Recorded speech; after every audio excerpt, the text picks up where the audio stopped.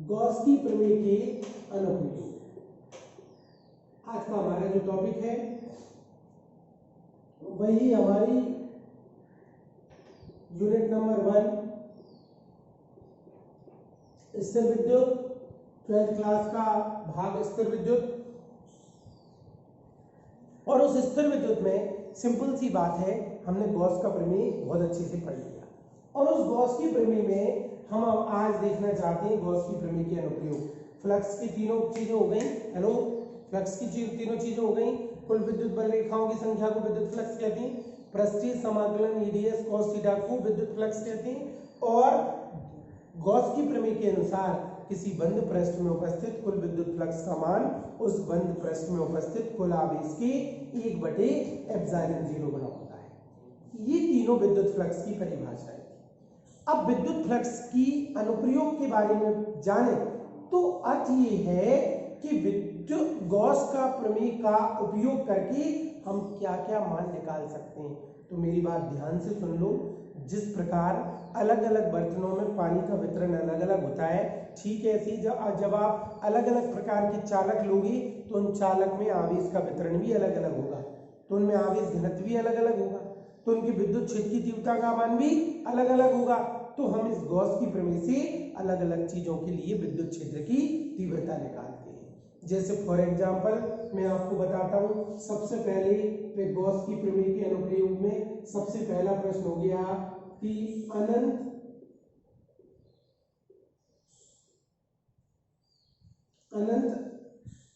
लंबाई के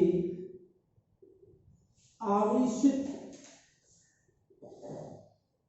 रेखीय चालक, अकेला भी लिखा हो सकता है और तार भी लिखा हो सकता है, चालक तार के लिए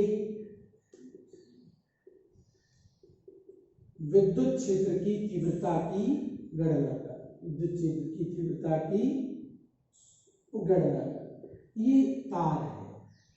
जब आपने इस तार को आवेश दिए तो तार इसकी लंबाई में फैल गया, मतलब इसका वितरण कैसा हो गया, लंबाई के अनुदैर्ध्य हो गया। बहुत सरल है, तो कोई दिक्कत वाली बात नहीं। वही वाली बात है, अलग अलग चीजों के लिए विद्युत क्षेत्र की तीव्रता का मान अलग अलग होता है, तो अलग अलग सिंपल सी बात है, इन अलग अलग चालकों के लिए भी विद्युत क्षेत्र की तीव्रता का मान अलग अलग होगा। लेकिन गॉस की प्रमेय जब तक नहीं लगती जब तक कि कोई बंद पृष्ठ ना हो, तो इसके चारों तरफ एक बंद पृष्ठ बेलन की क्या कर लेंगे, हम कल्पना कर लेंगे। ये बंद पृष्ठ बेलन होता है। जब तक बंद पृष्ठ नहीं होता तब तक गॉस की प्रमेय नहीं लगती। बंद पृष्ठ की बिंदु P पर, बंद पृष्ठ के पृष्ठ पर कोई बिंदु P ले लिया, इसकी अक्ष से स्मॉल r दूरी पर, ठीक है, इजंट इट। इधर अल्प पृष्ठ कितना हो गया, ds हो गया। विद्युत क्षेत्र की तीव्रता कितनी हो गई, ये हो गई, जो हमें ज्ञात करनी है, और दोनों के बीच में एंगल कितना हो गया, थीटा। वाह वाह, बोले सर ये तो वही चित्र हो गया जो गॉस की प्रमेय में था। एक रेखीय चालक है, आवेश का वितरण लंबाई के अनुदैर्ध्य हो गया, उसके चारों तरफ एक बंद पृष्ठ बेलन की परिकल्पना कर ली, सिंपल सी बात है, और बंद पृष्ठ आ गया तो गॉस की प्रमेय लग सकती है। बच्चों हम क्या निकालने जा रहे हैं, अलग अलग चीजों के लिए विद्युत क्षेत्र की तीव्रता, जिनमें पहली चीज क्या है, अनंत लंबाई का आवेशित तार। सिंपल सी बात है, अनंत लंबाई का आवेशित तार है, ठीक है। कितने बच्चे अटेंड हो गए, ठीक है। देखिए ये चित्र हो गया, हमें किसकी प्रमेय, अच्छा पहली बात तो लंबाई के अनुदैर्ध्य आवेश का वितरण हुआ है, तो बताओ यार कौन सा घनत्व आएगा, कौन सा घनत्व आएगा, रेखीय आवेश घनत्व।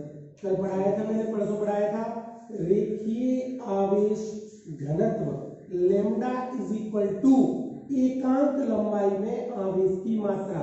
तो इस पर कितने आवेश जाएंगे, लैम्डा इंटू एल, समीकरण नंबर 1। अरे भैया एकांक लंबाई में लैम्डा आवेश आ रहे थे, क्या होगा, अब आई नहीं आ रही क्या, अरे बैक टू मेक इट। एकांक लंबाई में आवेश की मात्रा आ रही थी लैम्डा बराबर क्यू अपॉन एल, ठीक है। तो सिंपल सी बात है, जब एकांक लंबाई में आवाज चेक कर लिया करो यार, ठीक है, एकांक लंबाई में आवेश की मात्रा आ रही थी lambda equal to Q upon L, तो टोटल लंबाई में आवेश की मात्रा आ गई क्यू बराबर लैम्डा इंटू एल। हमें निकालना क्या है, इस तार के लिए क्या निकालना है, क्या निकालना है, तो विद्युत क्षेत्र की तीव्रता लगाने गॉस की प्रमेय, ठीक है। तब गॉस की प्रमेय से बहुत सरल है, अभी यार आंसर आने वाला है। फाइव इज इक्वल टू किसी बंद पृष्ठ में उपस्थित कुल विद्युत फ्लक्स का मान उस बंद पृष्ठ में उपस्थित कुल आवेश के 1/एप्सिलॉन, समीकरण नंबर 2। ये तो गॉस की प्रमेय से विद्युत फ्लक्स का सूत्र आ गया। एक और विद्युत फ्लक्स की परिभाषा से सूत्र होता है, क्या होता है, बोर्ड पे भी लिख रहा है, एवं विद्युत, ये तो गॉस की प्रमेय से हो गया। एक सूत्र और तुम्हें मालूम है, वो क्या है, विद्युत फ्लक्स की परिभाषा से, वो कितना है, phi E is equal to पृष्ठीय समाकलन ईडीएस कॉस थीटा, समीकरण नंबर 3।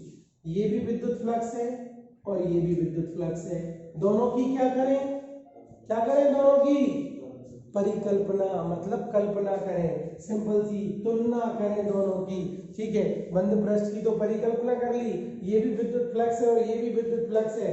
जब दोनों ही विद्युत फ्लक्स हैं तो दोनों की हम क्या कर सकते हैं, तुलना कर सकते हैं, ठीक है। सिंपल सी बात है, जब तुलना करोगे समीकरण नंबर 2 व 3 की, याद देखो बेटा, समीकरण 2 व 3 की जब तुलना करोगे तो जे बी फ्लक्स और जे बी फ्लक्स, LHS बराबर, तो RHS भी।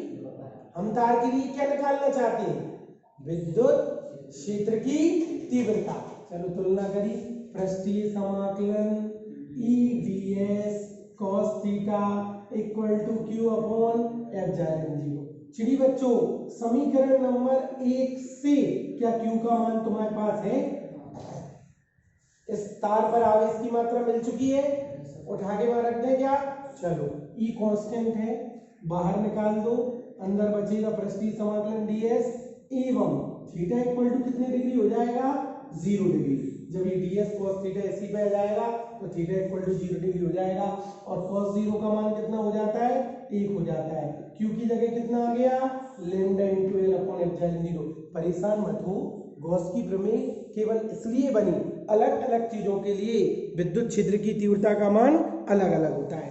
सिंपल सी बात है, जब अलग अलग चीजों के लिए विद्युत क्षेत्र की तीव्रता का मान अलग अलग होता है तो सिंपल सी बात है, आज हम जो पढ़ रहे हैं वो इस तार के लिए हम विद्युत क्षेत्र की क्या निकालना चाहते हैं, तीव्रता। इस तार के लिए, तो तार के लिए विद्युत क्षेत्र की तीव्रता नहीं निकल सकती थी क्योंकि हम गॉस की प्रमेय लगा रहे थे, और गॉस की प्रमेय के लिए हमारे पास एक बंद पृष्ठ का होना बहुत बहुत जरूरी था। तो हमने एक बंद पृष्ठ बेलन की क्या कर ली थी, परिकल्पना कर ली थी।